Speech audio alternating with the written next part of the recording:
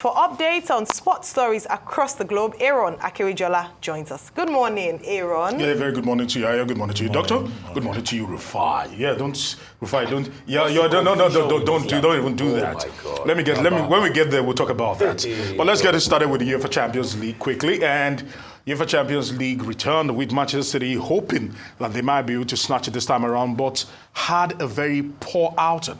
We're literally frustrated by a very, very well-drilled and well-disciplined Inter Milan on the day at the Etihad Stadium, as they actually fired blanks and actually played goalless at the Etihad.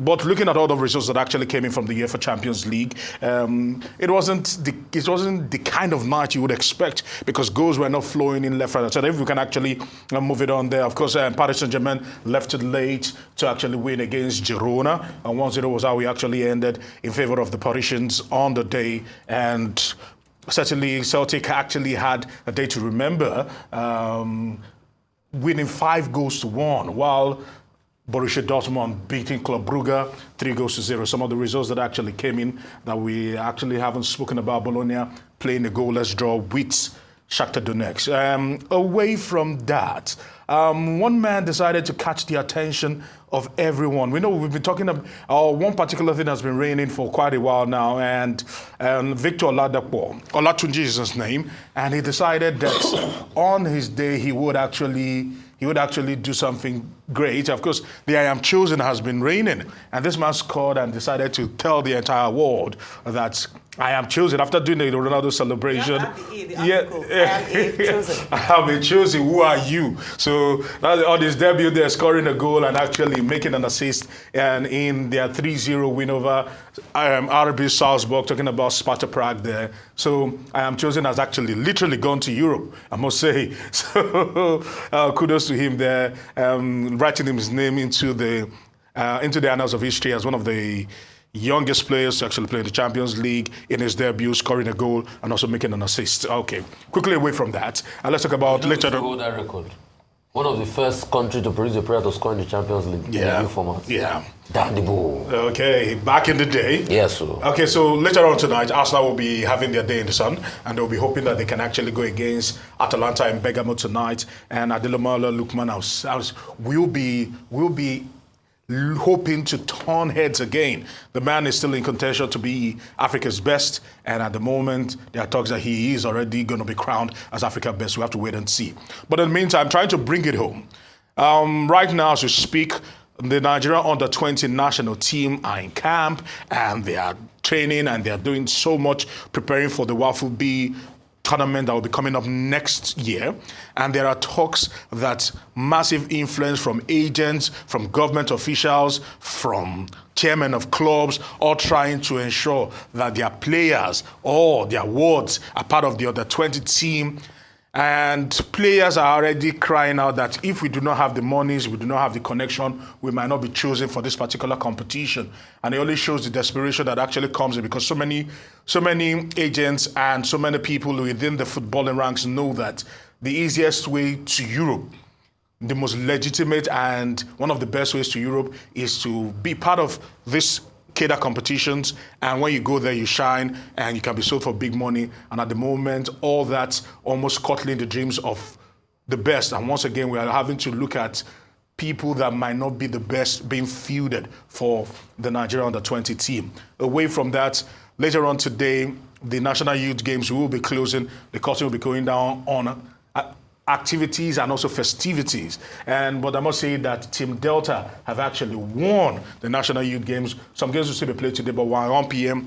the closing ceremony will begin. Team Delta has actually won with 41 gold, 27 silver, and 30 bronze. And Lagos and Edo are still trying to jostle it out, but it's looking like maybe Team Lagos might just shade it with 25 gold, 19 silver, and 18 bronze. Talking about Team Lagos, they've been dominating. Yesterday was a medal glut for them, because in boxing and some other events, they decided, and football also, they decided to just turn heads and bring in the gold for Team Lagos. I must say kudos to how they fared, but without a doubt, while we are celebrating Lagos, Team Delta have shown that they are heads and shoulders above the rest of the state when it comes to delivering medals and when it comes to developing athletes at this level.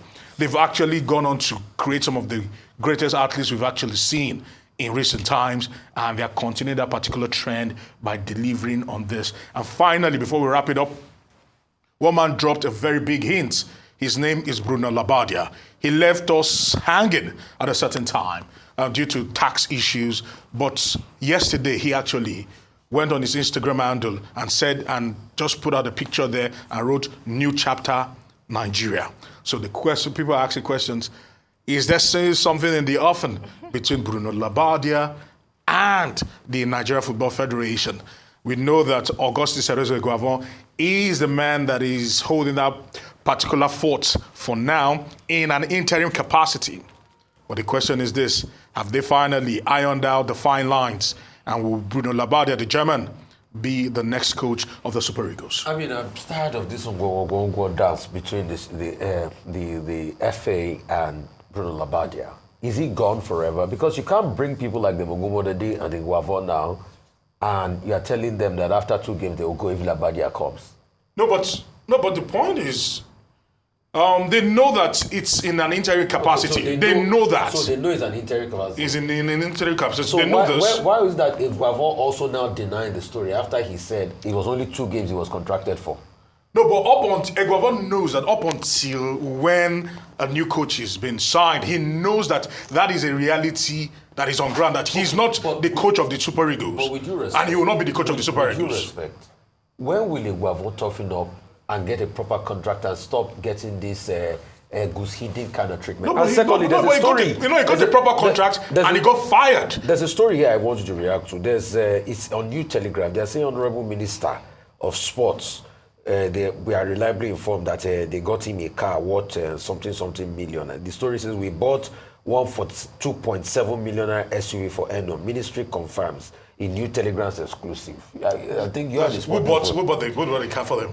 The Ministry of Sports has confirmed the purchase of 142.7 million vehicle for Minister John Eno, following an exclusive report by New Telegraph. Rufai said you are a spokesman. Please deny that. Are you his spokesman? No, I haven't heard anything about the minister. Ask him and come back to us. All right, okay. That's what we're asking. Let me ask. So I'm very obviously interested in the National Youth Games. Yeah. I've followed that and just seen especially the potential for sports in Nigeria and how we can catch the talent. You know, you talked about the under-20 being that field where if you're going to have an international career, this is quite important. It's the same thing I'll say about the National Youth Game. I say this because we spoke extensively about our abysmal performance at the Olympics, and the road to fixing that is by investing in sports. So let us look at what some of these states have done, especially Delta State. Delta State, this is the 2nd year consecutively where they are hosting the games. Yeah. It means that there is a political will, or at least that demonstration of willingness to invest in sports, and also obviously because of their infrastructure that they have. Lagos State as well coming in 2nd, and then we have Edo State coming in 3rd. The 2 states that didn't get any medal, Ebonyi and Zamfara State. You'll be wondering, Ebonyi people, what happened? And Zamfara State, what's going on? Why we're not able to get medals? I believe that, and I don't know to what extent they were able to get private investments, because we spoke about that earlier on, private sector interest and investment in these games, so that in 4 years' time, a few years down the line, we're not complaining that we haven't been able to upskill or tap into the wealth of skills that we have here in Nigeria in the sporting industry. No, but I must mention this. All we've seen happen in Delta, he has divided opinion, but the reason why we've seen so much come from Delta State is because of the DG of this particular youth games, who is Chief Solomon Ogba. He has been responsible for ensuring that Delta State becomes that hub for track and field, not just athletics in general. But the government isn't. So he's been able to get the government buy-in on it, and it's been a seamless one. I must say kudos to them in Delta State and what they're actually doing. I agree with you. We should congratulate them in Delta State for the efforts they put into the National Youth Games. Incidentally, Delta has topped the medals list since 2016. So they've been very consistent. Yes, they have. But Lagos has done very well this year to beat Edo State. Edo State, I think, is number 3 on the table. Yes. 32 states out of 36 are on the medals table. And the games end today. So that's why the commendation for Delta State is in order. Coco Golf has sacked our coach, Brad Gilbert. But the good thing is that the parting is you know, on very mutual. very kind terms with Gilbert saying, well, you know, I wish you well going forward. Coco Gauff was probably disappointed that she could not defend our U.S. Open title. Now we have a date for the Total Energies Cup of African Nations Championship. It's now February 1 to 28. 2025. That decision was taken in Kenya this week, and Patrice Motsepe is already touring Kenya, one of the countries that will host the tournament. The qualifiers, the first round, will start October 27 to 28. So there's another story about the Italian World Cup icon, 1990 World Cup best scorer, Schilassi, dying. And, you know, people, he has an interesting nickname, which I don't want to mention on television.